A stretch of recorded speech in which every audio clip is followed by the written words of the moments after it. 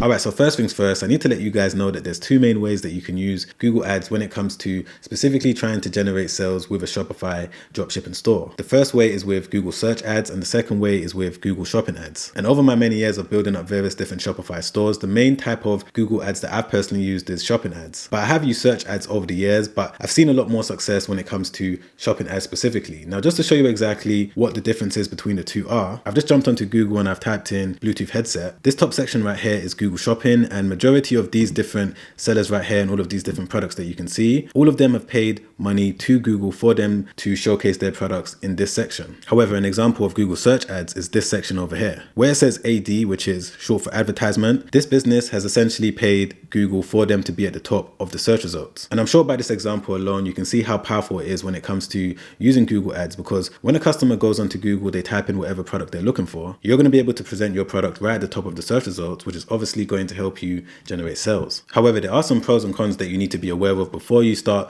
looking into using Google ads. And I've broken down 3 main pros and 3 main cons that I've noticed over the past 6 years of me using Google ads. So let's start off with one of the first pros, which is that it's a great way for you to instantly start making sales. As I just said earlier, because you're going to be at the top of the Google search results, and as we all know, Google is the #1 most visited website in the entire world, which means that you're going to be able to put your store in a position that as soon as you open it, maybe 2 weeks after you start your website, you're going to be able to start instantly bringing money into your business. The second pro is that once you've optimized your Google ad, it can start to feel like you're printing money. This is something that I've noticed anyway, which is that once you learn everything there is about optimizing your ad, everything there is about negative keywords, knowing exactly when to increase your budget, learning everything there is about tracking your conversions, you're going to get to the stage where it's going to feel like you're printing money, because the good thing I like about Google ads is that the more money you put into it, as long as everything is optimized right, the more money you're going to get out of it. So that's definitely one of the biggest benefits when it comes to using Google ads. The next pro is that you're going to get a higher conversion rate due to the fact that you're targeting warm traffic. So when I say warm traffic, what that means is that because someone had to go onto Google and type in the keyword for the item that you're selling, once they now come across your website, there's a higher chance that you're going to be able to make that sell, which is a lot different when it comes to using things like Facebook ads, Instagram ads, and TikTok ads. Because the people that you're showing those ads to haven't necessarily opened up those social media apps with the intention to buy something, you're automatically going to get a lower conversion rate. But of course, if someone goes onto Google and they type in Bluetooth headset and they see your product, there's a higher chance that you're going to be able to make that sell. But there are some cons that you need to be aware of. For example, if you set up your ad in the wrong way, it can be expensive. And that's why I always recommend beginners to learn everything they need to learn about Google ads before they set up their first campaign, because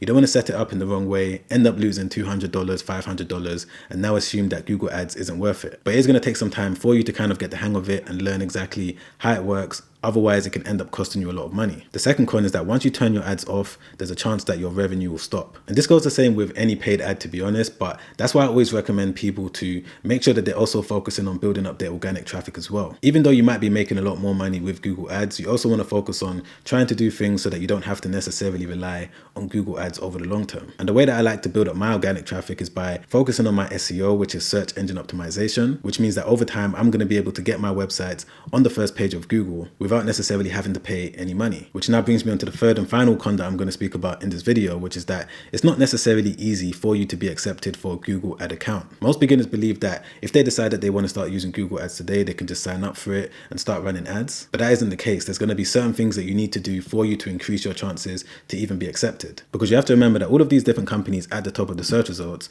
essentially Google is telling any potential person that they've checked them, they believe that they're worth buying from. There's no way that Google is going to risk their reputation on a website that hasn't necessarily followed Google's terms and conditions. So the key things that you need to make sure that you do before you sign up for a Google ad account is to first and foremost, make sure that your website is functioning properly. And what I mean by this is that you want to make sure that all the links are working as they should. You can't have any broken links. You can't have any pages that are not operating accurately. You need to make sure that your website is fully functional. One of the next most important things that you need to make sure that you do is make sure that all of your policy pages are clearly presented for any visitor that lands on your website. And when I say policy pages, this is things like the terms and conditions, the privacy policy, the return policy, the shipping policy. All of these pages need to be in the footer of your website as well as the header as well. If not, then there's a chance that Google is going to decline your application. All right, so when it comes to the actual step-by-step process of applying for an account, I'm going to walk you through it. So one of the first things that you need is a Google Merchant Center. You need to sign up for this first and foremost, and the way that you can do it is by going onto Google, typing in this, and then you're going to see this link over here. Once you're on this page, what you need to do is click on sign up for free, and then it's just going to be a case of answering all of these different questions and going through the entire application. And then the main reason why you need a merchant center is because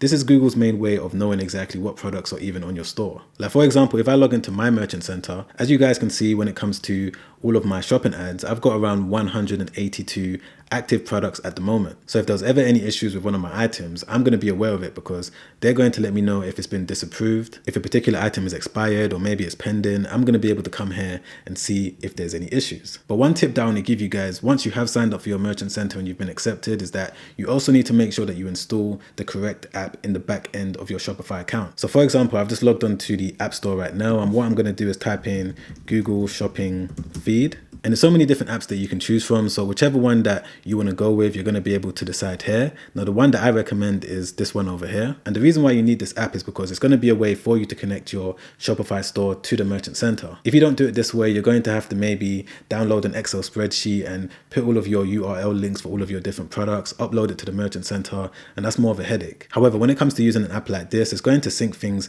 seamlessly. So you don't have to worry whenever you make a change to the price of your product, or maybe you make a change to the picture. Because if you don't use an app like this, every single time that you make a simple change to one of your products, you're going to have to consistently keep uploading a new Excel spreadsheet. And just to give you an example of how it works, I've just logged into the back end of one of my Shopify accounts. And if I click on the app that I just showed you, which is this one over here, as you can see, there's 188 products that's been submitted. And the reason why there's a difference between the actual merchant center by 6 products is because I recently added 6 new products. So I'm guessing that it's still taking some time to update. But either way, this is the app that you need because it's going to end up saving you a lot of time. All right, so moving on to one of the final things that I'm going to go through in this video that you guys need to know when it comes to actually setting up your first Google ad campaign is that you need to head over to this website over here, which is ads.google.com. This is what the page looks like. Once you're there, you need to sign up for an account. Then you need to link that account to your merchant center. And then once you've done that, you're now going to be in a position where you can start your first campaign. So I've just logged into one of my ad accounts, and the way that you're going to set up your first campaign, and by the way, guys, I'm just showing you this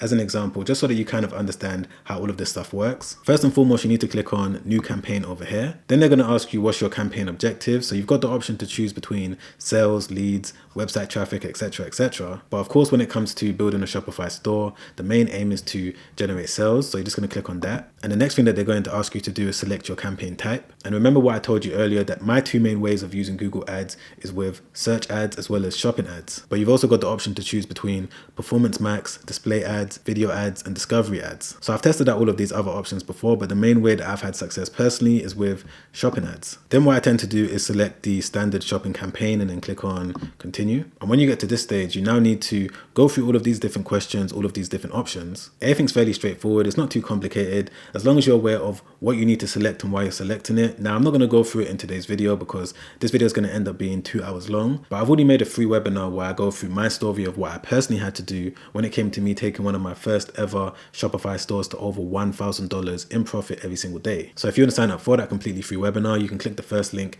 in the description down below. And if you've enjoyed this video so far, don't forget to press the like button. I really appreciate that. Don't forget to subscribe as well. Hit the bell notification so that YouTube can let you know when a new video has been released. And if you want to watch another YouTube video that I made not too long ago where I break down step by step everything you need to know as a complete newbie when it comes to building a dropshipping store from scratch, then make sure you click the link right there. Check that video out straight after this one because it's already helped out so many people, and I'm sure that's going to help you out too. All right, guys, I'll see you on the next one. Make sure you stay safe out there. Peace.